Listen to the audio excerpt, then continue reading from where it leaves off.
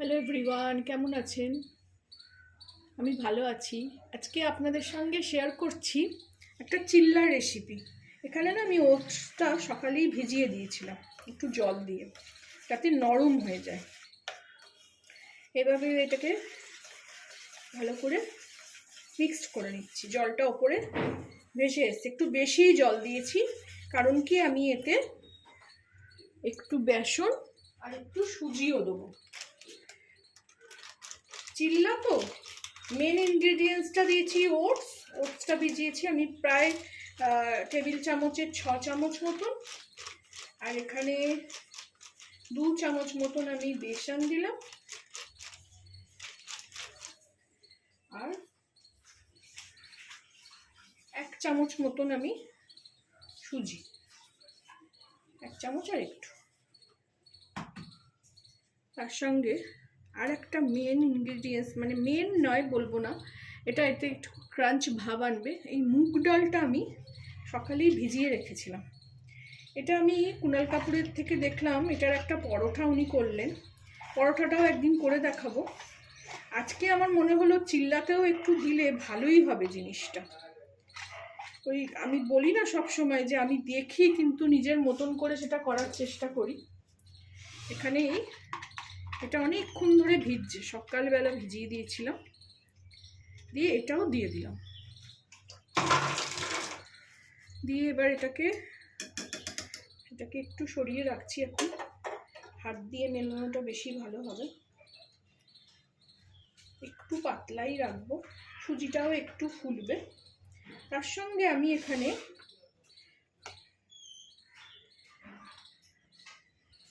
একটু আদা কুচি দেবো,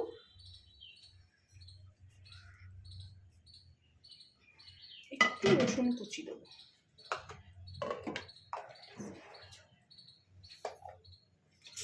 তার সঙ্গে পেঁয়াজ আর কাঁচা লঙ্কাও কুচিয়ে রেখেছি, এটা পুরোটাই দিয়ে দেবো।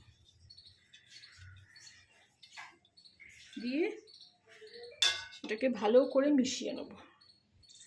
একটা ডিমও দেবো। আগে এটাকে ভালো করে মেশাই, একটু হাতে এরকম কচলে কচলে মেলাবো। সেটা ওই হুইস্কে হবে না, তাহলে কি ওটসটা ভালো করে একদম মিলে যাবে।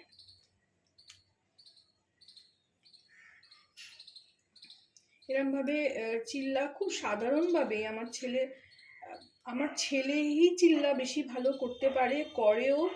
যখন আসে চিল্লা করার না ধৈর্য আমার নেই, দিয়ে অনেকক্ষণ ধরে একটু ঢাকা দিয়ে রাখতে হয়, পুরোটা পাকতে হবে, কাঁচা থাকলে খেতে ভাল লাগবে না। সেই জন্য চিল্লা আমার একদম করতে ভাল লাগে না। কিন্তু অনেক দিন খাইনি, ছেলে তো এসে ফেরত চলে গেছে, গরমকালে সে এসছিল, তো সেই জন্য সে তখন চিল্লার হয়নি অত গরমে। আজকেও ওয়েদারটা একটু ভালো দেখলাম, মনে হলো একটু চিল্লা করি।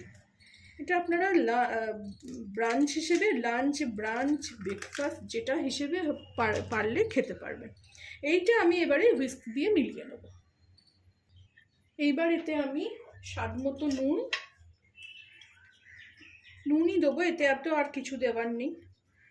আমি আর একটু বেসন দিয়েছিলাম, এতে চিনি দেবো না। স্বাদ মতো নুন দিয়ে এটাকে আমি ভালো করে ফেটিয়ে নেব, ডিমের সঙ্গে ভালো করে ফেটিয়ে নিয়ে ফিরছি। এই দেখুন ভালো করে মিলিয়ে নিলাম সব। প্রথমে তো হুইক্স দিয়ে করলাম, তারপরে হাত দিয়ে ভালো করে সব মিলিয়ে নিলাম। এবার একটা এরকম হাতা নিয়েছি, দিয়ে এবার ফ্রাইং প্যানে দেব। ফ্রাইং প্যানটা অলরেডি গরম হয়ে গেছে, এতে আমি অল্প করে তেল দেবো। তেল তো এইসব ননস্টিকের ফ্রাইং প্যানে বেশি লাগে না।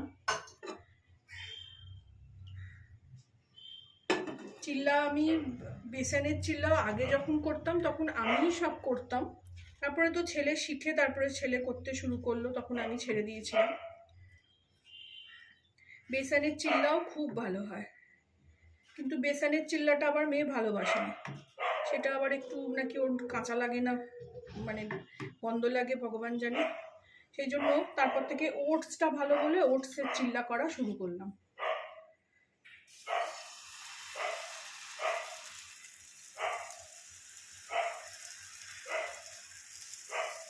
চামচ করে দিয়ে এইভাবে ছড়িয়ে দেবো। দিয়ে প্রথমে একটু জোরে আঁচ দেবো, তারপরে আঁচটাকে একটু কমিয়ে দিয়ে কুক হতে দেবো। এখানে আমি ঢাকাও দিয়ে দেবো।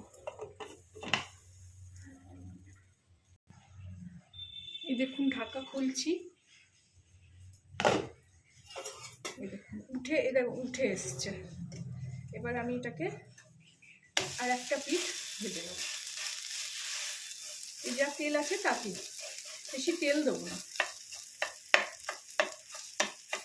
একটু এরকম করে দিলাম যাতে ভেতর অবধি মানে কাঁচা না থাকে, ভেতর অবধি রান্না হয়, কুক হয়। এবার আবার একটু ঢাকা দিয়ে দিলাম। কম আঁচ রেখেছি, জোরে আঁচ রেখেছিলাম 2 মিনিট, তারপরে একদম কমিয়ে এইভাবে করছি। এবার ঢাকনা খুলছি, দিকটাও 2 মিনিট লাগলাম, কুক হয়ে গেছে। এবার এটাকে আমি এরকমভাবে পাট করে, চিল্লা যেহেতু মচমচে হবে না, একটু নরমই হবে, এইভাবে আমি পরিবেশন করছি। আবার একটা করি, তারপরে আপনাদের দেখাবো। এর মধ্যে আবার একটু তেল দিয়ে দেবো, অল্প তেল। আপনারা চাইলে এখানে ব্রাশ কিংবা টিস্যু পেপার দিয়ে একটুখানি গুলিয়ে নিতে পারেন। আবার এই মিশ্রণটাকে ভালো করে গুলিয়ে নেব, কারণ আমার একটু জল বেশি হয়েইছে, আর একটু কম জল দিলেও হতো।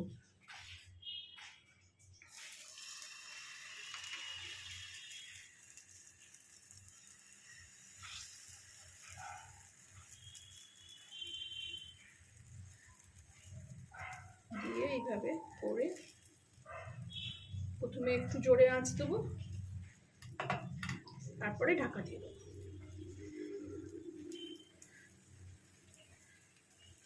দেখুন ফুটছে কিরকম।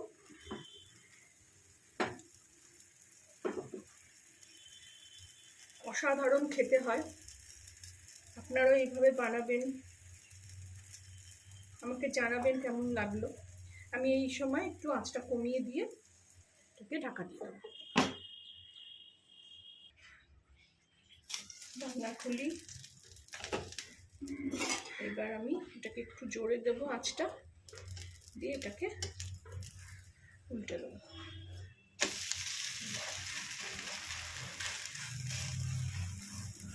এটাকেও এভাবে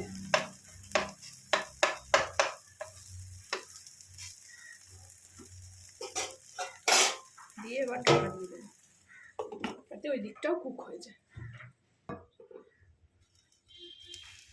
এইভাবে আমার সেকেন্ড চিল্লাও রেডি হয়ে গেল, ওটস চিল্লা। দেখুন এই দিকটা বেশ লাল লাল হয়েছে। এটাকেও এরকমভাবে ফোল্ড করে নেব, নিয়ে এইভাবে সেকেন্ড চিল্লাও রেডি হয়ে গেল। আর এইভাবে আমি এটাকে রেখে সস দিয়ে, এখানে চিলি সস দিয়েছি, এখানে টমেটো সসের পাউচ রেখেছি, লাগলে নিয়ে নেব। আপনারাও বানাবেন, আমাকে জানাবেন কেমন লাগলো। ভালো লাগলে আমার চ্যানেলটাকে একটা লাইক, শেয়ার অ্যান্ড সাবস্ক্রাইব করে দেবেন। Thank you for watching.